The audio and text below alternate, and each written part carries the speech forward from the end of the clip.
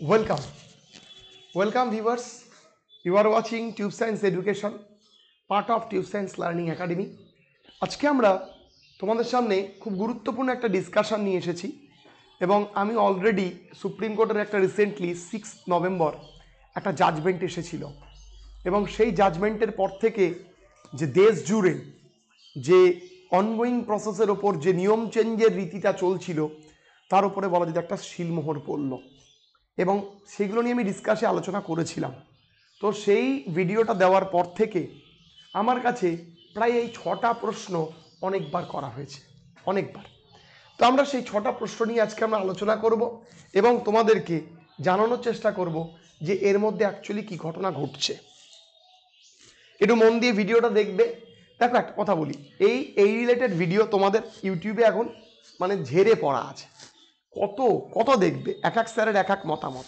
যদি তোমার নিজস্ব কোনো স্বাবলম্বী মতামত থেকে থাকে তাহলে তুমি ছেড়ে দাও, দেখো না, আমার ভিডিও পজ করে চলে যাও।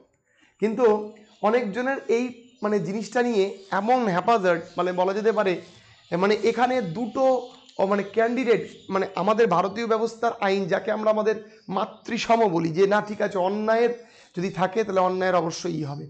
তো এই আইন কি করেছে, আমাদের কিছু করুক চাই না করুক প্রাথমিক ব্যাচের যে ক্যান্ডিডেট তাদেরকে দুভাগে তো বিভক্ত করতে পেরেছে, এটাই বিশাল ব্যাপার। বিএড চাইছে কোনো ক্রমেই যাতে ডিএলএড না ঢোকে, ডিএলএড চাইছে বিএড যেন না ঢোকে, আর বিএড চাইছে অন্তত যেন আমরা একটু চান্স পাই। তা ঠিক আছে, তো এই যে সমস্যা, এই সমস্যার জন্য কারা দায়ী, এই সমস্যা আজকে আমি যে একটা ভিডিও করি, ভিডিওর কমেন্ট সেকশন আমি বন্ধ রাখছি বাধ্য হয়ে। তার কারণ এমন এমন কমেন্ট, যে কমেন্ট আমি নিজেও দেখতে পারবো না আর একজনও দেখতে পারবে না। তার কারণ যে দেখবে হয়তো তখন সে আবার একটা কমেন্ট করবে, তার পরিপ্রেক্ষিতে আরেকজন কমেন্ট করবে। দেখো, অপ্রয়োজনীয় কমেন্ট করো না, ফালতু করে লাভ নেই, ঠিক আছে? যেটা হবে সেটা হবেই। যারা বিএডরা অনেক বছর আমরা এন্ট্রি করবই, আমিও বলেছিলাম বিএডদের যে না ঠিক আছে অনগোয়িং প্রসেসে হবে না, মানে তখন তাদের বাদ দিয়ে দিল, ব্যাস বাদ দিয়ে দিল, সুপ্রিম কোর্টের অর্ডারের উপর তো কিছু নেই, ব্যাস। এইবার কি হয়েছে, বিএড এবং ডিএড এই দুই পক্ষের মধ্যে এত রেষারেষি, আলটিমেটলি চাকরিটা তো সবাইকেই পেতে হবে। এবার এর জন্য দায়ী কে? এর জন্য দায়ী আমাদের কিছুটা হলেও আইন ব্যবস্থা, তারপরে যে দায়ী সেটা হচ্ছে আমাদের রাজ্য সরকার, যে বিগত প্রায় 10 বছর হতে চলল কোনো রকম কোনো এসএসসি নিয়োগ দেয়নি। অনেক ক্যান্ডিডেট এই কথাটা বলে যে স্যার বিএডদের তো অনেক সুযোগ সুবিধা আছে, বিএডরা তো অন্য জায়গায় গিয়ে চাকরি পেতে পারে, তার ডিএলএডরাও পেতে পারে ভাই, ঠিক আছে? তো এটা ঠিক নয় বলা, ঠিক আছে? আবার অনেক বিএডরা বলে 6 to 8 কেন ডিএডরা ঢুকবে, ঠিক আছে? তো সেটাও কিন্তু বিএডদের বলার অধিকার থাকে না। এই অধিকারটা কিন্তু এনসিটি দ্বারা প্রাপ্য, অত সহজে কিন্তু কেউ কাউকে এরকমভাবে আঙ্গুল তুলতে কথা বলতে পারে না। প্রথম কথা, অনেকজন বলে যে বিএডদের হচ্ছে না, বিএডরা বাইরে চলে যাক। তো 2017 পর থেকে তো প্রায় তোমার মোটামুটি বলা যেতে পারে প্রায় 6 বছর 7 বছর হয়ে গেল, তারপরে তো কোনো টেট রিক্রুটমেন্ট মানে ইন্টারভিউ হয়নি, ফলে তারা কেন বাইরে যেতে পারেনি, ডিএলএডরা কেন বাইরে যেতে পারেনি? যেতে পারতো তো, তো কেউই যেতে পারে না। যদি আজকে ঠিকঠাক এসএসসি রিক্রুটমেন্ট হতো তাহলে কেউ অন্তত প্রাইমারি চাকরির জন্য কোনো বিএড থাকতো না, কেন বিএড কিছু থাকতো, কিন্তু সব বিএডই চাইতো আমি আমার ডিগ্রি, আমি আমার ক্ষমতা দিয়ে আমি আপার সেকশনে যাব, 9, 10, 11, 12, 6 to 8 চাকরি করব। তার কারণ মানে আমরা যদি দেখি যে পিজি সেকশনের সঙ্গে প্রাথমিকের বেতন কাঠামো অনেক পার্থক্য, মানে স্টার্টিংয়েই যে পার্থক্য, 15-20 বছর পর যে পার্থক্য কোথায় দাঁড়াবে মানে আশ্চর্যজনকভাবে এটা বোঝা যায়। যে জানে না সে বুঝবে না। যে 9, 10 চাকরি করবে তার সঙ্গে প্রাথমিকের পার্থক্য প্রথম অবস্থায় যেটুকু, পরবর্তী 10-15 বছর চাকরি করার পর সেটা কিন্তু অনেকাংশেই বেশি হয়ে যায়, ঠিক আছে? অনেকাংশেই বেশি হয়ে যায়, 6 to 8 তাই। তো ফলে প্রাথমিক আমরা যারা বিএড করেছে আর কি, তারা কোনোদিনও এটা ভেবে করেনি বিএড যে আমাদের প্রাইমারি চাকরি করতে হবে, এটা সত্যি। এবার পরিস্থিতি প্রেক্ষাপটে তারা গ্রুপ ডির, একটা বিএড কেন, একটা পিএইচডি হোল্ডার, আর বলা যেতে পারে গ্রুপ ডি তোমার হচ্ছে অরণ্য, তোমার ফরেস্ট রেঞ্জারের ফর্ম ফিল আপ করছে, সেখানে প্রাইমারিতে অনেক শোভনীয় চাকরি। তো তাই জন্যই আজকের এই সিচুয়েশনটা। ফলে একে অপরকে ছিঁড়ে লাভ নেই বা একে অপরকে গাল দিয়ে লাভ নেই, ঠিক আছে? যদি 3টে দেখো আমি পরিষ্কার পরিচ্ছন্নভাবে বলছি, 3টে জাজমেন্ট এসেছিল, 3টেই সুপ্রিম কোর্টের জাজমেন্ট।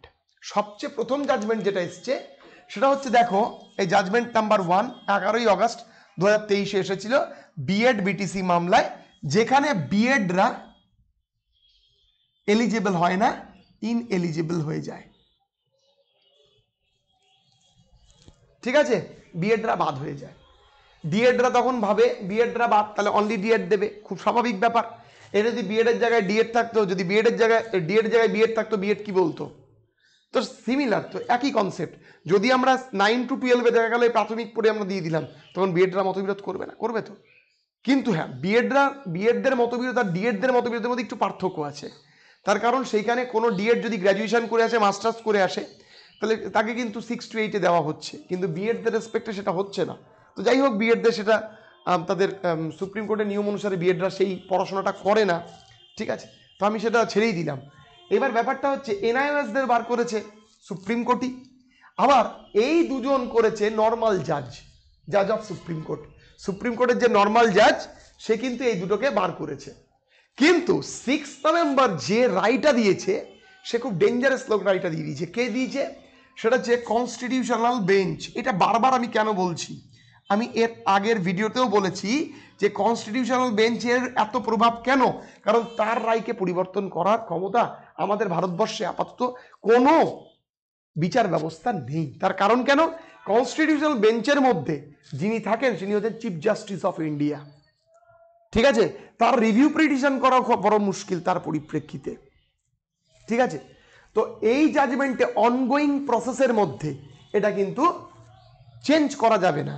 ফলে অলরেডি কিন্তু বিহারে চেঞ্জ করেছে, অলরেডি তোমার বলা যেতে পারে তোমার চেঞ্জ করেছে, যে আপার প্রাইমারি অলরেডি চেঞ্জ করেছে, যে বিএডদের বসতে দিয়ে পরে বিএডদের আর নেয়নি, অনগোয়িং বিএডদের নেয়নি।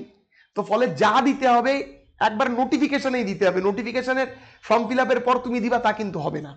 যেটা প্রাইমারি করে 37 দিন পর এসএলপি দেয়। এবার এসএলপির মধ্যে লেখা ছিল যে সুপ্রিম কোর্ট যেটা নিয়ম দেবে সেটা বিএডদের মানতে হবে, দরকার পড়লে বিএডরা বেরিয়ে যাবে। সুপ্রিম কোর্টেরই 3টা নিয়ম, কেউ এটা মানছে, কেউ এটা মানছে, ডিএডরা এটা মানছে, আর বিএডরা এটা মানছে, এনআরএসরা এটা মানছে। 3টাই সুপ্রিম কোর্টের নিয়ম। এবার ব্যাপারটা, এই 3টে নিয়মের মধ্যে পাওয়ারফুল কোনটা নিয়ম, যেটা ওই দুটো নিয়মকে উজ্জ্ব করে দেয়? তাহলে অনেকজন তোমরা বলতে পারো যে স্যার এই দুটো নিয়ম কি তাহলে বাদ, এই নিয়মের কোনো প্রভাব নাই? কে বললো প্রভাব নেই? এই নিয়মের প্রভাব যথেষ্ট আছে। কেন? বিএড কিন্তু কোনোদিনই আর পরীক্ষায় বসতে পারবে না, কোনো বিএড কোনোদিনই পরীক্ষায় বসবে না, প্রাইমারিতে কোনোদিনও বসবে না। আর এইটাতে একবারও বলেনি এলিজিবিলিটি নিয়ে প্রসঙ্গ, এইখানে নিয়ে আলোচনা করেছে অনগোয়িং প্রসেসকে নিয়ে। তো পার্থক্যটা সেইটা। ঠিক আছে, তো ফলে এইটা হচ্ছে একটা ভাবার বিষয়, অনেকজন বলছে, বাট এইটা একটা ভাবার বিষয়। ঠিক আছে, এইবার দেখো, এবার আমরা অনেক কিছু বুঝালাম। এবার অনেকজন বলছে যে টেট আর রিক্রুটমেন্ট এক নয়, টেট আর ইন্টারভিউ রিক্রুটমেন্ট এক নয়। দেখো, আমি এটা গ্রহণ করি, তার কারণ ইন্টারভিউতে একটা সেপারেট নোটিফিকেশন আসে, এটা সত্যি। কিন্তু এটাও সত্যি যে ইন্টারভিউটা টেটেরই অংশ। একটা টেট কোয়ালিফাইড ক্যান্ডিডেটকে, একটা টেটে যে কোয়ালিফাই করেনি, তাকে কি তুমি ঢুকিয়ে দিতে পারবে এর মধ্যে ফাট করে? তো টেট কোয়ালিফাই যারা করছে তাদেরই ইন্টারভিউ হচ্ছে। আমি যদি এখন তোমাকে বলি যে এসএসসিতে তার যে পরীক্ষাটা, ইন্টারভিউর সঙ্গে কোনো সম্পর্ক নেই, স্কুল সার্ভিস কমিশন, সেটা কি সম্ভব? কারণ ইন্টারভিউ কারা দিচ্ছে? যারা যারা রিটেন কোয়ালিফাই করেছে। তো সেই জায়গায় দাঁড়িয়ে এটা কিন্তু এটা এটা কার কথা জানো তো? এটা আমাদের চেয়ারম্যান স্যারের কথা।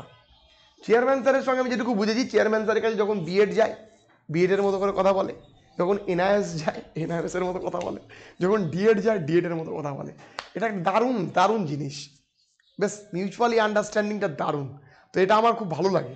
প্র্যাকটিক্যালি উনি এটা খুব মানে বুদ্ধিমত্তার সাথে মানে করে, রেকটিফিকেশনস করে আর কি। তো এটা খুব ভালো। কি হতে চলেছে সেটা নয়, যে যখন আসছে তাকে তার মন ভরিয়ে দিচ্ছে, তো সেটা একটা বেশ ভালো জিনিস। তো আলটিমেটলি এটা খুব ভালো জিনিস এবং এটা আমি সমর্থনও করি অ্যাজ এ টিচার। আর কিন্তু একটা অত পক্ষপাতহীন হলে তো চলে না, একটু একটা নির্দিষ্ট রুলস অ্যান্ড রেগুলেশনকে মেনটেন করে চলতে হয়, যেটা ধরো নেই। ঠিক আছে, তো যাই হোক, তো দেখো এখান থেকে আমরা লাস্ট যে প্রশ্নটাতে আসছি যে সবাই কি প্রস্তুতি নেব, সবাই প্রস্তুতি নাও। বর্তমান এই জাজমেন্টের পরিপ্রেক্ষিতে যদি আমি তোমাকে বলি, তাহলে আমার মতো সবাই প্রস্তুতি নাও। প্রস্তুতি বিএড ডিএড যারা কোয়ালিফাইড করেছো, বেশিরভাগ বিএড, অনেক বিএড আছো, বেশিরভাগ নয়, কিছু বিএড আছে যারা অলরেডি ডিএড চলে গেছে, আর বেশিরভাগ বিএড আছে যারা বাদ যখন দিয়ে দিয়েছে তারা ছেড়ে চলে দিয়েছে এই লাইন। তো ফলে অনেক আছে। তো যারা যারা টিকে আছো তারা ভালো করে প্রস্তুতি নাও এবং নিজের প্রিপারেশনসকে সেই স্তরে নিয়ে যাও যাতে কোনো ক্রমেই তোমাকে বিট না করতে পারে। এটা তোমার কাজ হবে, কোনো ক্রমেই যাতে তোমাকে বিট না করতে পারে, প্রথম কথা। এবার দেখো প্রাথমিক ইন্টারভিউর ডিসেম্বর 29 নাকি পেছবে। দেখো অনেকজন বলছে পেছবে। দেখো অলরেডি যেটুকু আমার কাছে খবর, অনলি বিএড আর অনলি ডিএড নাকি অল কোয়ালিফাইড তো ঠিকই আছে। 3 নম্বর পয়েন্টের রেসপেক্টে এনআইএস বিএডরা কিন্তু আয়নের দ্বারস্থ হচ্ছে। তাদের অর্ডার কপি দিয়েও বিভিন্ন জন তারা ভিডিও দিয়েছে, তা আমি দেখেছি। তো এটা যদি আইনের দ্বারস্থ হয় এবং এই জাজমেন্টটা সামনাসামনি রাখে, তাহলে এটা কিন্তু এন্ট্রি করে যাবে, কারো ক্ষমতা নেই আটকানোর, প্রথম কথা। ঠিক আছে, এই দুটো জাজমেন্ট অন্য রেসপেক্টে ইস্যু হবে যে বিএডরা আর ভবিষ্যতে কোনোদিনও বসতে পারবে না। ঠিক আছে, যেভাবে 2013-তে হলো আর কি, সেরকমই হবে। আর এনআইএসরাও কিন্তু যুক্ত হয়ে যাবে। তো এবার দেখা যাক কি হতে চলেছে, বলা বড় মুশকিল। এবার দেখো সবচেয়ে স্ট্রং জাজমেন্ট কিন্তু এটাই, তার কারণ সেখানে সাংবিধানিক জাজমেন্ট দিয়েছে। এবার কি আর বলা যাবে, ভবিষ্যৎ দেখো, ঠিকঠাক পড়াশোনা করো, প্রস্তুতি হও, যাতে ইন্টারভিউ যদি হয় তুমি যাতে ঠিকঠাক নাম্বার পেয়ে বেরো। ঠিক আছে, তো এই ছিল আজকের আলোচনা। তো অনেকজন এই প্রশ্নগুলো করছিলে, আমি হোয়াটসঅ্যাপ স্ক্রিনশট তোমাকে দেখাতে পারি এখানে, যে কত ছেলেপেলে স্যার এটা নিয়ে আলোচনা করুন, সবাই বিভিন্নজন বিভিন্ন কথা বলছে, আমি কি পাবো। তো এটা নিয়ে আলোচনা। তো চলো দেখা হবে পরবর্তী ক্লাসে, সবাই খুব ভালো থেকো, সুস্থ থেকো, আজকে এইটুকুই।